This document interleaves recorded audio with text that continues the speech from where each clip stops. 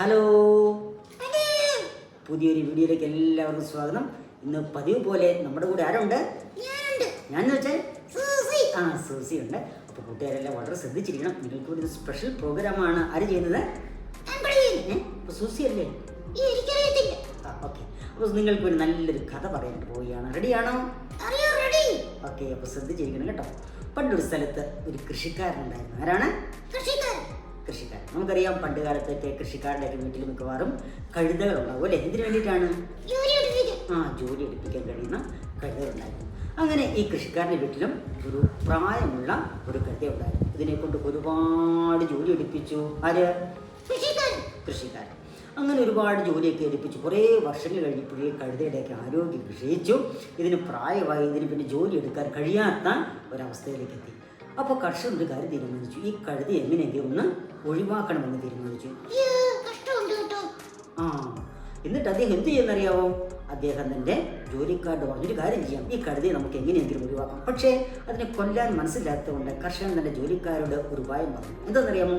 അവരുടെ വീട്ടിൽ തന്നെ ഒരു പഴയ കിണറുണ്ടായിരുന്നു. പഴയ കിണർ. അപ്പോൾ അത് മൂടേണ്ടതും ഒരാവശ്യമായതുകൊണ്ട് കർഷകൻ പറഞ്ഞൊരു കാര്യം ചെയ്യാം, നമുക്ക് ഈ കിണർ എന്തായാലും മൂടണം. അപ്പോൾ ഒരു കാര്യം ചെയ്യാം, ഈ കഴുതയെ ആദ്യം ഈ കിണറിലേക്കിട്ട് മണ്ണിട്ട് ആ കിണർ മൂടാമെന്ന് തൻ്റെ ജോലിക്കാരോട് പറഞ്ഞു.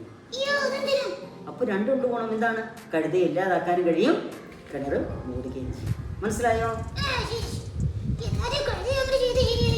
നമുക്ക് നോക്കാൻ എന്നിട്ട് എന്ത് സംഭവിച്ചെന്ന്.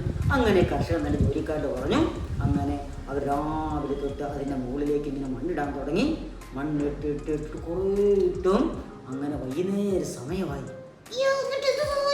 എന്നിട്ട് എന്ത് പറ്റിയെന്നറിയാമോ? അങ്ങനെ വൈകുന്നേര സമയമായി, കിണർ ഏകദേശം നിറയാറായപ്പോഴേക്കും കർഷകൻ എന്തായി ഇതിൻ്റെ അവസ്ഥ? കഴുത പണ്ട ചത്ത് കാണുമെന്ന് കരുതി അദ്ദേഹം അതിൻ്റെ വക്കിൽ ചെന്ന് താഴേക്ക് നോക്കിയപ്പോൾ ഞെട്ടിപ്പോയി. എന്ത് പറ്റിയെന്നോ? ഇതാ കഴുത ഈ കിണറിൻ്റെ ഏറ്റവും മുകളിലേക്ക് വന്ന് നിൽക്കുന്നു. അതെന്താ സംഭവിച്ചെന്നറിയാമോ? നിങ്ങൾക്ക് പറയാമോ? മറ്റൊന്നുമല്ല. സുസി പറയാമോ? അറിയത്തില്ല. പറയാന്ന് പറഞ്ഞേ. ഓക്കെ, ഞാൻ പറയാം. അപ്പോൾ എന്താ സംഭവിച്ചെന്നറിയാമോ? ഓരോ തവണയും ഓരോ കൊട്ട മണ്ണ് ഈ കഴുതയുടെ മുകളിലേക്ക് ഇട്ടപ്പോഴേക്കും കഴുത എന്തെന്നറിയാമോ? അതിനൊന്ന് കുടഞ്ഞു കളഞ്ഞിട്ട് അതിൻ്റെ മുകളിൽ കയറി നിന്നു. അങ്ങനെ ഓരോ കൊട്ട മണ്ണ് വീഴുമ്പോഴും കഴുത ഇത് തന്നെ ആവർത്തിച്ചു കൊണ്ടിരുന്നു. അപ്പോൾ എന്താ ചെയ്തതെന്നറിയാമോ? ഓരോ കൊട്ട മണ്ണ് വീഴുമ്പോഴും കഴുത കുടഞ്ഞു കളഞ്ഞിട്ട് അതിൻ്റെ മുകളിൽ കയറി. അങ്ങനെ തൻ്റെ മുകളിലേക്ക് വരുന്ന ഓരോ കൊട്ട മണ്ണിനെയും അത് താഴെയാക്കി അത് മുകളിൽ കയറി. അങ്ങനെ ഏറ്റവും ഒടുവിലായി കിണർ മൂടേണ്ട അവസ്ഥ എത്തിയപ്പോഴും കഴുത അതിൻ്റെ ഏറ്റവും മുകളിലേക്ക് എത്തി. രസകരമായ ഒരു കഥയാണ്. കൂട്ടുകാർക്ക് ഇഷ്ടപ്പെട്ടോ? പക്ഷെ ഇതിൽ നല്ലൊരു പാഠം പഠിക്കാറുണ്ട്. എന്താണെന്നറിയാമോ? ഈ കഴുത ചെയ്തൊരു കാര്യമുണ്ട്. അങ്ങനെയല്ല, ഈ കഴുത ചെയ്ത കാര്യം എന്താണ്? അതിൻ്റെ മുകളിലേക്ക് വന്ന ഓരോ മന്ദിരികളെയും അതെന്ത് ചെയ്തു? അത് കുടഞ്ഞു കളഞ്ഞിട്ട് അതിൻ്റെ മുകളിൽ കയറുന്നു. ഇത് നമ്മുടെ ജീവിതവുമായിട്ടൊന്ന് താരതമ്യം ചെയ്ത് നോക്കിയാൽ പലപ്പോഴും ഇതേപോലുള്ള കാര്യങ്ങൾ നമുക്ക് സംഭവിക്കാറില്ലേ? അത് കേട്ടോ.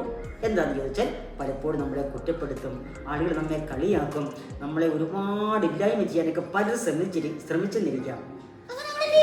അപ്പോൾ നമ്മൾ എന്ത് ചെയ്യണം? ഈ കഴുത ചെയ്ത പോലെ അതിനെ തട്ടി എറിഞ്ഞ് കളഞ്ഞിട്ട് അതിൻ്റെ മുകളിൽ കയറി നിൽക്കണം. ഏറ്റവും കൂടുതൽ വിജയം ആർക്കായിരിക്കും? കഴുതയ്ക്കോ? അപ്പോൾ ആർക്കായിരിക്കും വിജയം? നമുക്കായിരിക്കണം. അതുകൊണ്ട് കൂട്ടുകാരെ നമ്മൾ എന്ത് ചെയ്യണം? അതാണോ?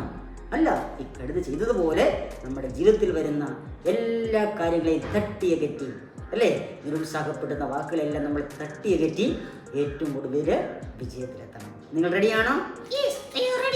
ഓക്കെ, അപ്പോൾ ഇന്നത്തെ കഥ നിങ്ങൾക്ക് ഇഷ്ടപ്പെട്ടു വരുന്നു. അപ്പോൾ അടുത്ത ആഴ്ച വീണ്ടും മറ്റൊരു കഥയുമായി ഞങ്ങൾ വീണ്ടും വരും. അതുവരേക്കും ബൈ ബൈ.